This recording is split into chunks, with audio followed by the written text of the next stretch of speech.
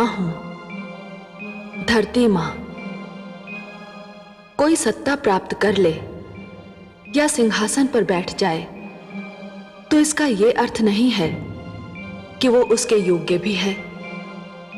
सत्ता तो छल से भी प्राप्त की जा सकती है। सिंहासन पर तो बल का प्रयोग करके भी बैठा जा सकता है। योग्यता का ज्ञान तो उस समय होता है जब सत्ता पाकर भी कोई जन कल्याण का ध्यान रखे, सिंहासन पर बैठकर भी न्याय करे।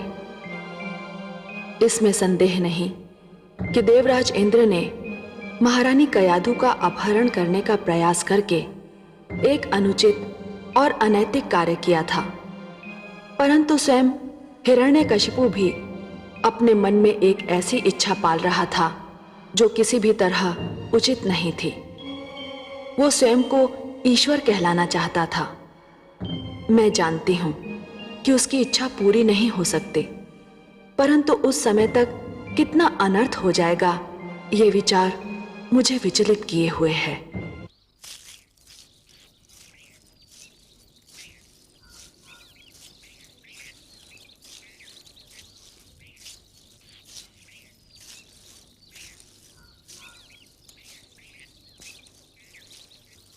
असुरराज, आप क्षण भर यहां प्रतीक्षा करें। मैं महारानी कयाधु को आपके आने की सूचना दे दूं।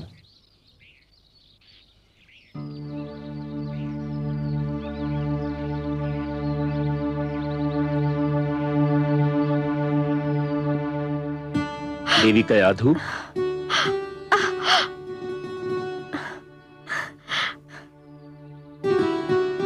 आप आ गए देवर्षि। मैं अकेली कब से घबरा रही थी। देवी कयाधु, अब न तो आप अकेली रहेंगी और न ही आपको घबराहट होगी, क्योंकि मैं अपने साथ आपके अकेलेपन और घबराहट दूर करने की सामग्री लाया हूं। क्या? मैं आपके पति असुरराज हिरण्यकशिपु को अपने साथ लाया हूं। असुरराज,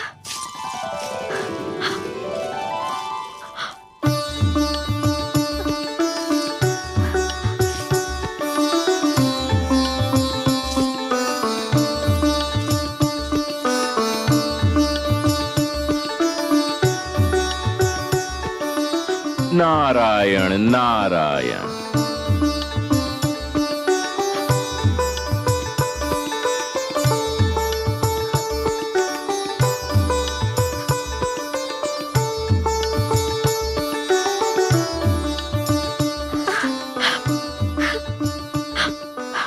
महारानी, कैसी हो? देवर्षि की कृपा से मैं बिल्कुल ठीक हूँ महाराज। उन्होंने मुझे देवराज से छुड़ाकर यहाँ आश्रय दिया और मेरी ऐसी देखभाल की जो राजभवन में भी संभव नहीं थी। महारानी, देवराज इंद्र को अपने किए का फल मिल चुका है, किंतु देवर्षि नारद के उपकार को चुकाना मेरे लिए कभी संभव नहीं होगा। उन्होंने आपको और मेरी होने वाली संतान को बचाकर मुझे जीवन भर अपना आभारी बना लिया है, किंतु अब आपको चिंता नहीं करनी चाहिए। चलिए राजभवन चलते हैं, हमारी संतान वहीं जन्म लेगी। महारानी। नहीं महाराज। क्यों? इस कुटिया में मुझे वह आनंद और स्नेह मिला है जो मुझे राजभवन में भी नहीं मिल सकता। यहाँ मैंने एक ऐसी सुरक्षा का अनुभव किया है जो मैंने अपने जीवन में कभी नहीं पाई। हे महाराज, मेरी इच्छा है कि मेरी संतान का जन्म यही हो।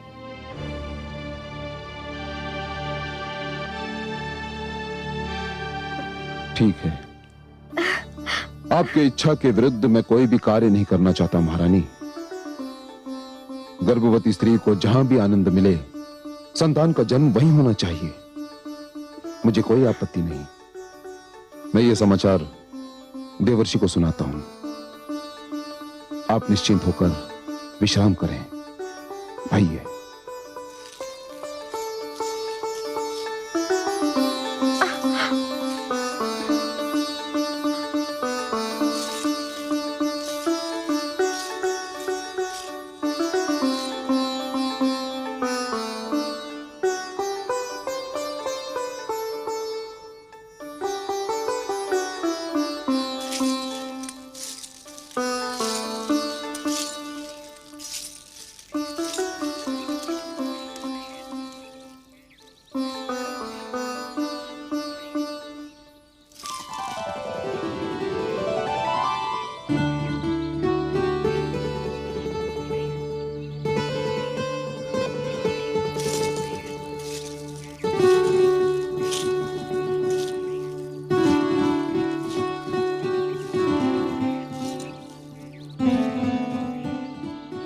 मुझे विष्णु और उसके भक्तों से अपार घृणा है। मैं ये भी जानता हूं कि आप इस सृष्टि में विष्णु के महानतम भक्त हैं, और मैं चाहते हुए भी आपसे घृणा नहीं कर पाता। आपने महारानी की रक्षा करके। बस बस असुरराज, और कुछ कहने की आवश्यकता नहीं है। आप इस बात को इतनी बार कह चुके हैं कि मुझे तो कंठस्थ हो गई है। देवर्षि, महारानी कयाधु ने पुत्र के जन्म तक आपके आश्रम में रहने की इच्छा व्यक्त की है, और मैं उनकी इच्छा के विरुद्ध उन्हें यहां से ले जाना नहीं चाहता।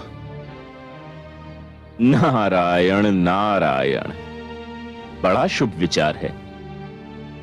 यदि महारानी कयाधु को मेरी कुटिया में सुख मिलता है तो ये तो मेरे लिए सौभाग्य की बात है। असुरराज, आप चिंता न करें, मैं उनकी यथा योग्य सेवा करूंगा। मेरी कुटिया में बीतने वाला हर दिन आपकी आने वाली संतान का हर संकट दूर करेगा। तो फिर मुझे जाने की अनुमति दीजिए देवर्षि।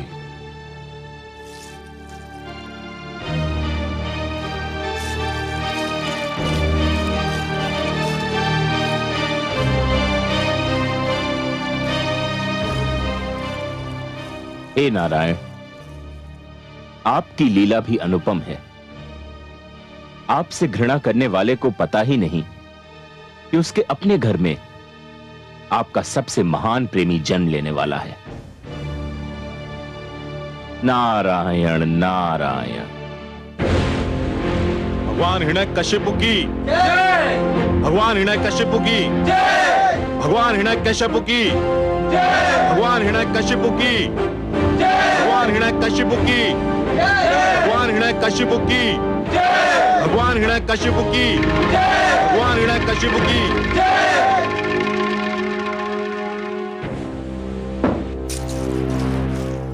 बधाई हो भगवान हिरण्यकशिपु, इंद्रासन पर बैठने के लिए बहुत बहुत बधाई हो। अब तो अप्सराएं आपके संकेत पर नृत्य करेंगी। समस्त देवगण नतमस्तक होकर आपको नमस्कार करेंगे।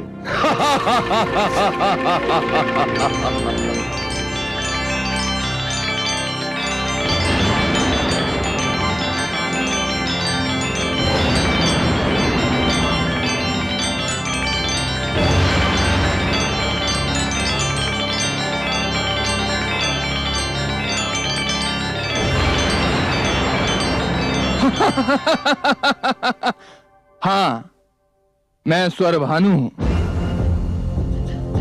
विष्णु ने मेरा सिर धड़ से अलग कर दिया था, पर वो मुझे मार नहीं सका क्योंकि मैं अमृत पान कर चुका था।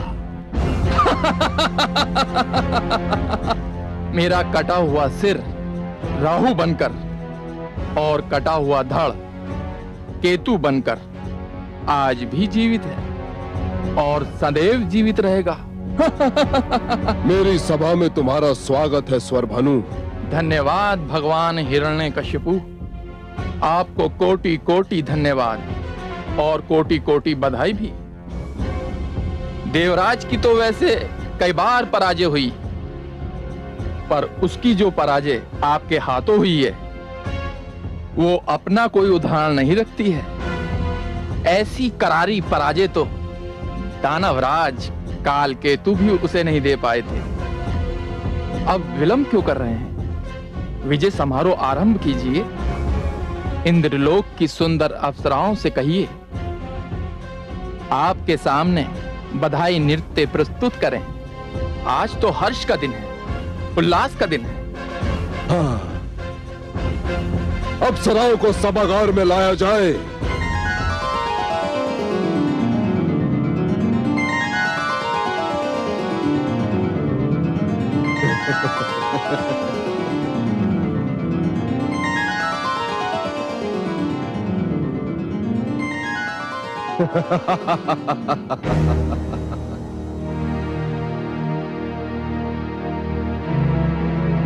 देवलोक की अप्सराओं, तुम आज तक देवराज इंद्र के लिए नृत्य करती थी,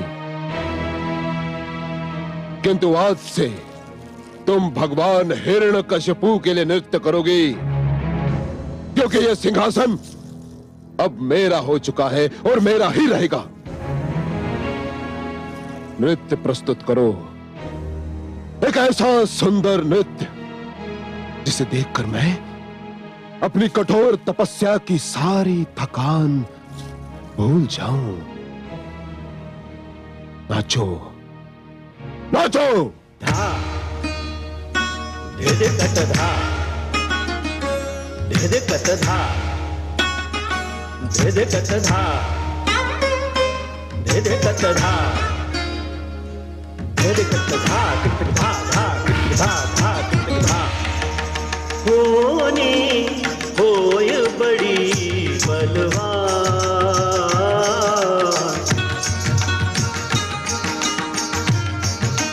होनी होय बड़ी बलवान। एक वरदान मिला पापी को, एक वरदान मिला पापी को, बन बैठा भगवान। होनी होय बड़ी बलवान। दिग दिगता दिग दिगता दिग दिगता धा धा धा।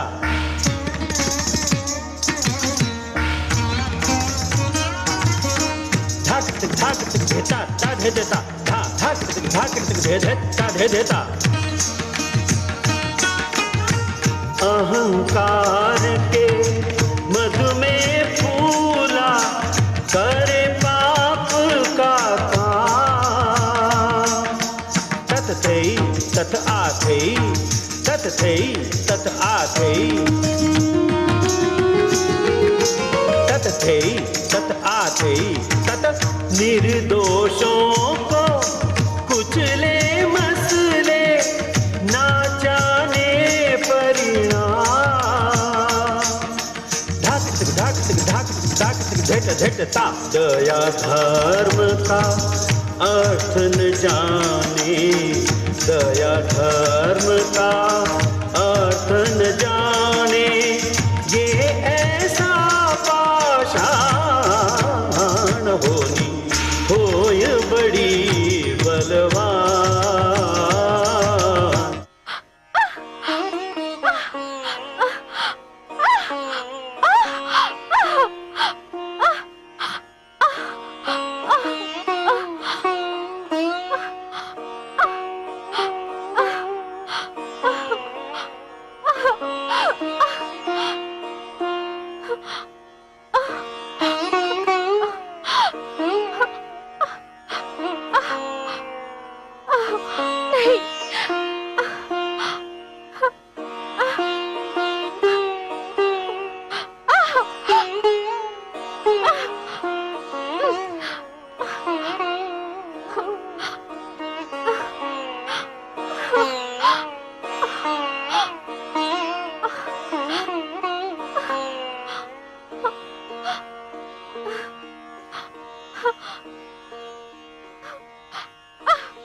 हे लक्ष्मी नारायण,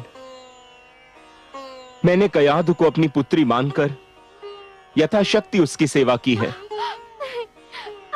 किंतु अब वह जिस अवस्था में है, उस अवस्था में कोई भी पुरुष, चाहे वह उसका पिता ही क्यों न हो, उसके पास नहीं रह सकता।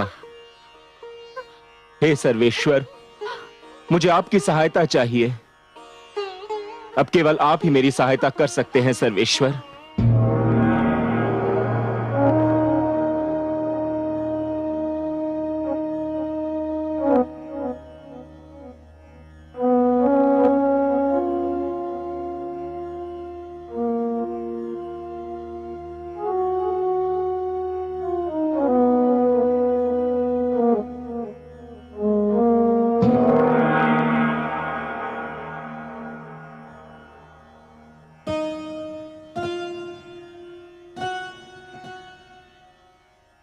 हे योग माया, आप देवर्षि के आश्रम में जाइए। महारानी कयाधु प्रसव पीड़ा की अवस्था में आ गई हैं। उनकी देखभाल का कार्यभार मैं आपको सौंपता हूं। जो आज्ञा त्रिलोकीनाथ।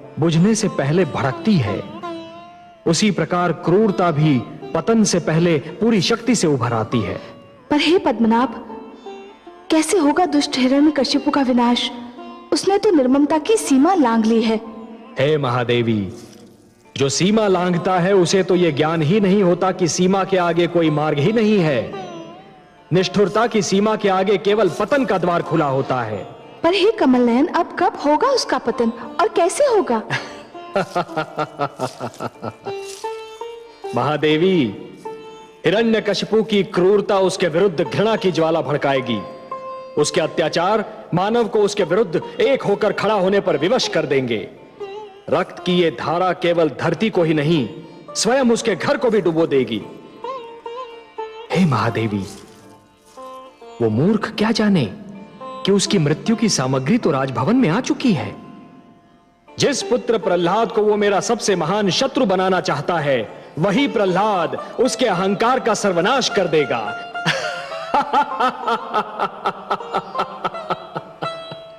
जिस प्रकार समुद्र को यह ज्ञान नहीं होता महादेवी कि उसकी गहराइयों में ज्वार पल रहा है, उसी प्रकार हिरण्यकशिपु को भी यह ज्ञान नहीं है कि उसके ईश्वरत्व को ललकारने वाला स्वयं उसके राजभवन में जन्म ले चुका है। महादेवी, यह कथा बहुत रोचक है। महादेवी, यह कथा बहुत रोचक है और इसका हर मोड़ अधिक रुचिकर होगा। पर आप चिंता न कीजिए देवी, जब अत्याचार अपनी सीमा से आगे बढ़ जाता है तो निस्संदेह उसका अंत भी हो जाता है। बधाई हो महाराज। देवऋषि नारद ने समाचार भेजा है कि महारानी कयादु ने एक अत्यंत सुंदर पुत्र को जन्म दिया है। बधाई हो भगवान हिरण्यकशिपु, बधाई हो। शुभ समाचार है ये, शुभ समाचार। ये तो बहुत ही शुभ शकुन है भगवान। अभी अभी विष्णु नाम के बालक का वध हुआ और अभी अभी ये सूचना मिली है कि आपके पुत्र ने जन्म लिया है। तुम सत्य कहते हो स्वर भानु। शुभ शकुन है ये, शुभ शकुन। इसका अर्थ ये हुआ कि मेरा पुत्र विष्णु का मुझसे भी बड़ा शत्रु सिद्ध होगा।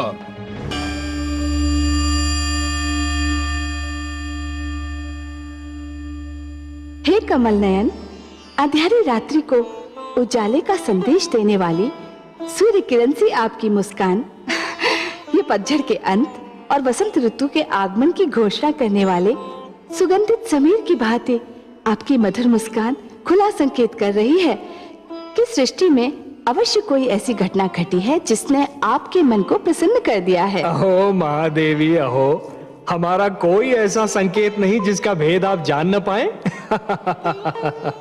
हाँ देवी, एक बहुत सुंदर, एक बहुत अनुपम घटना घटी है। वो बालक जिसकी रक्षा के लिए आप चिंतित थीं, वो बालक जो एक नया इतिहास रचने वाला है, जन्म ले चुका है। कयाधु मां बन चुकी है। मैं अत्यंत प्रसन्न हूँ। मेरी कामना है कि कयाधु का ये पुत्र अत्यंत भाग्यशाली हो। वो भाग्यशाली होगा महादेवी, अत्यंत भाग्यशाली होगा। जिस प्रकार ध्रुव अपने दृढ़ निश्चय का इतिहास रच गया, उसी प्रकार ये बालक भी अपने दृढ़ विश्वास का इतिहास रचेगा। जिसे जन्म लेते ही देवर्षि नारद जैसे महान मार्गदर्शक की गोद मिल जाए, उसने तो नेत्र खोलते ही अपना मार्ग भी देख लिया और अपना लक्ष्य भी। हे त्रिलोकीनाथ, मुझे इस बालक के जन्म का हर्ष है, परंतु थोड़ी घबराहट भी हो रही है। घबराहट? घबराहट का क्या कारण महादेवी? उसका जन्म एक ऐसे राक्षसी प्रकृति के असुर के घर में हुआ है जो वास्तविकता जान लेने के उपरांत इस नन्हे बालक का बैरी बन जाएगा। ऐसे शक्तिशाली और अभिमानी का ये बालक सामना कैसे कर पाएगा? यही तो उसके दृढ़ विश्वास की परीक्षा होगी महादेवी।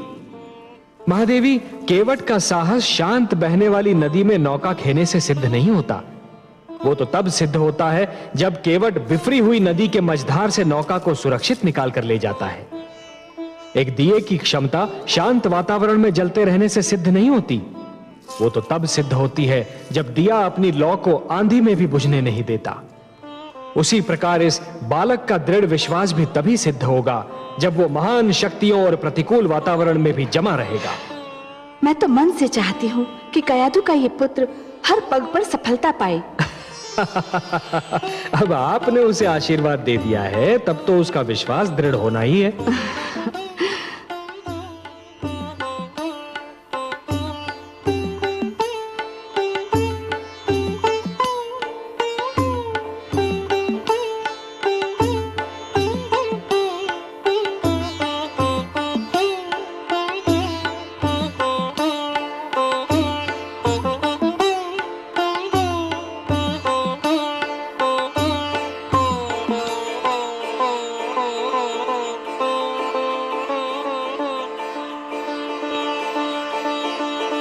आयुष्मान भवः पुत्र। अपनी माता के गर्भ में मुझसे जो कुछ भी सुना था, सीखा था, वह स्मरण है कि भूल गए? ओम नमो भगवते वासुदेवाय। ओम नमो भगवते वासुदेवाय। बस बस पुत्र, मैं संतुष्ट हो गया। तुमने तो मेरा पूरा पाठ कंठस्थ कर लिया है। ध्यान रखना पुत्र, मैंने तुम्हें ईश्वर पर आस्था और विश्वास का मार्ग दिखाया है। यह विश्वास सृष्टि की महानतम शक्ति है। जो ईश्वर पर अडिग विश्वास रखता है, वह पर्वत से टकराए तो पर्वत झुक जाए, समुद्र से मिले तो समुद्र शांत हो जाए। सूर्य, चंद्रमा, नक्षत्र मंडल जिसकी ओर भी दृष्टि डाले, वही उसका दास हो जाए। सृष्टि का पूरा भेद ही उसकी मुट्ठी में आ जाए। कठिन को सरल और असंभव को संभव बनाना उसके बाएं हाथ का खेल होगा। पुत्र, इस मार्ग से कदापि नहीं हटना।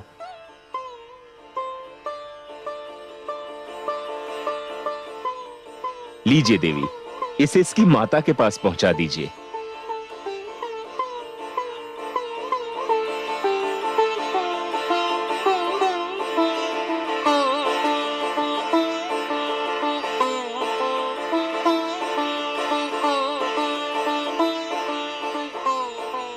नारायण नारायण।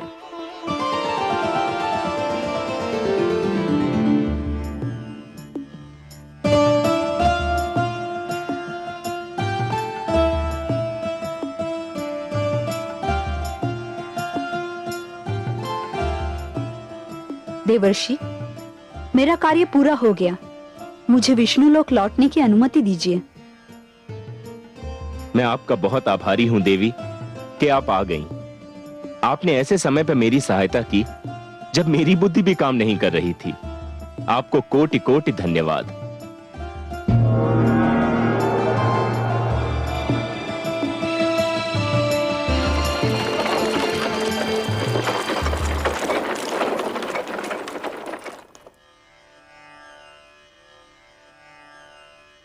नारायण नारायण।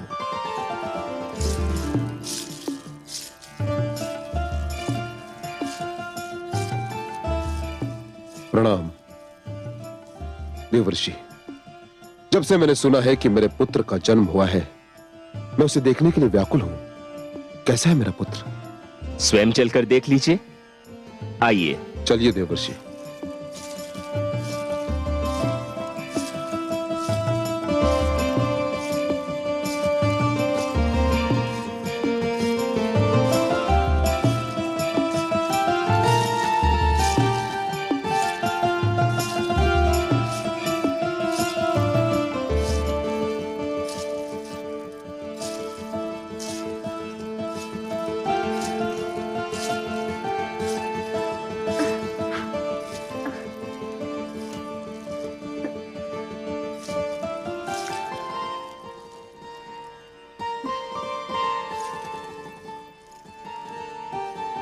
कितना सुंदर है मेरा पुत्र,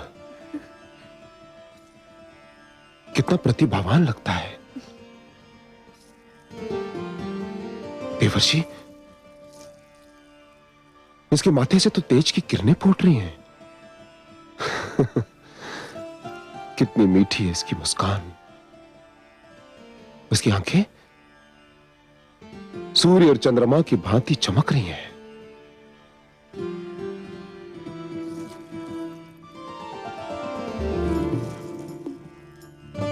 धन्यवाद महारानी। असुर वंश को इतना तेजस्वी पुत्र देने के लिए आपको कोटि कोटि धन्यवाद।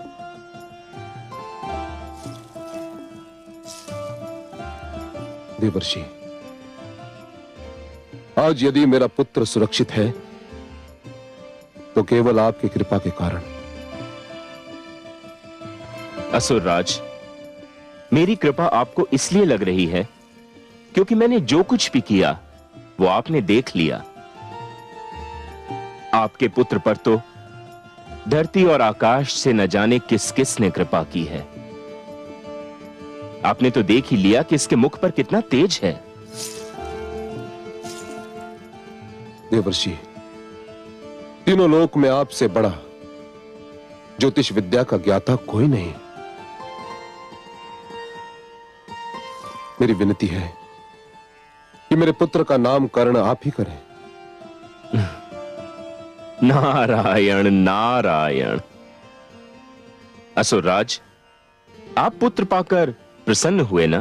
प्रसन्न, अति प्रसन्न, हर्षित, अति हर्षित देवर्षि। तो जो अत्यंत प्रसन्नता देता है, असीम हर्ष प्रदान करता है, उसे प्रहलाद कहते हैं। असुरराज, मैं आपके पुत्र का नाम प्रहलाद रखता हूं, क्योंकि ये आपके जीवन में प्रसन्नता और आह्लाद लेकर आया है। प्रहलाद।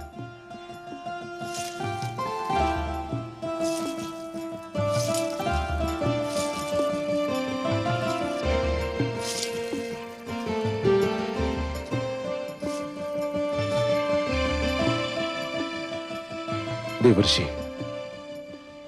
बहुत सुंदर नाम सोचा है आपने। प्रहलाद, पुत्र प्रहलाद। मेरा पुत्र प्रहलाद भगवान हिरण्यकशिपु का पुत्र प्रहलाद। देवर्षि, मुझे लगता है कि मेरा पुत्र महानता में मुझसे भी आगे निकल जाएगा। हे असुरराज, मेरी ज्योतिष विद्या कहती है कि पहली बार आपके मुख से सत्य वचन निकला है। देवर्षि, मुझ में इतना साहस नहीं कि मैं आपसे कहूं कि आप मुझसे कुछ मांगें, किंतु यदि कोई इच्छा हो तो अवश्य व्यक्त कीजिए। सत्य असुरराज? सत्य, परम सत्य देवर्षि। आपकी किसी भी इच्छा की पूर्ति करके मुझे हर्ष होगा। मुझ जैसे सन्यासी की न तो कोई इच्छा होती है और न आवश्यकता, किंतु असुरराज, पुत्री कयाधु इतने दिनों तक मेरी इस कुटिया में रही कि पहली बार मुझे पुत्री मोह का अनुभव हुआ, और फिर आपके पुत्र प्रहलाद ने जन्म लेकर मेरी इस कुटिया को अपनी मधुर किलकारियों से भर दिया। मेरी ये इच्छा है असुरराज कि ये दोनों कुछ और दिन मेरी ही कुटिया में रहें।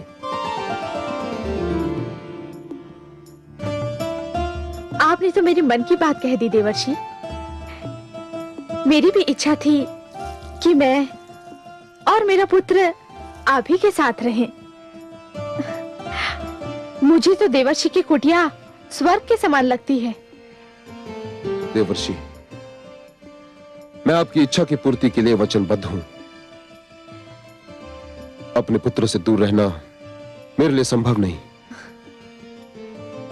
किंतु आपके उपकारों के आगे मैं नतमस्तक हूं। मैं पुत्र प्रहलाद और महारानी को यही छोड़ जाऊंगा, और आपको मुझे एक वचन देना होगा। कहिए असुरराज, क्या चाहते हैं आप? देवर्षि, मुझे विष्णु से घृणा है, अपार घृणा, और आप विष्णु भक्ति के लिए विख्यात हैं। मुझे वचन दीजिए कि आप मेरे पुत्र के सम्मुख विष्णु का नाम कभी नहीं लेंगे देवर्षि, कभी नहीं। मुझे वचन दीजिए। असुरराज, पुत्र कयाधु और दौहित्र प्रहलाद के लिए मैं कुछ भी त्याग कर सकता हूं। मैं आपको वचन देता हूं कि मैं सब कुछ कहूंगा, किंतु आपके पुत्र के सम्मुख विष्णु शब्द का उच्चारण नहीं करूंगा। सुंदर, अति सुंदर देवर्षि।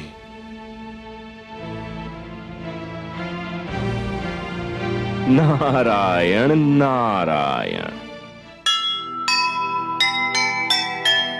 धरती से आकाश तक उसका ही विस्तार। एक नाम की बात क्या, उसके नाम हजार। जिसने मां के गर्भ से लिया विष्णु का नाम, उसे रोक पाना भला किसके बस का काम, किसके बस का काम। जो सुनेगा ये पुराण पाएगा सुख और ज्ञान, पाएगा सुख और ज्ञान।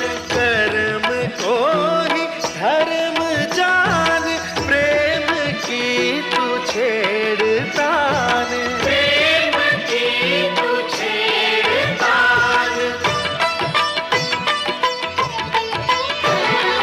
बीते युग बता रहे हैं, बीते युग बता रहे हैं, सत्य पथ पे चल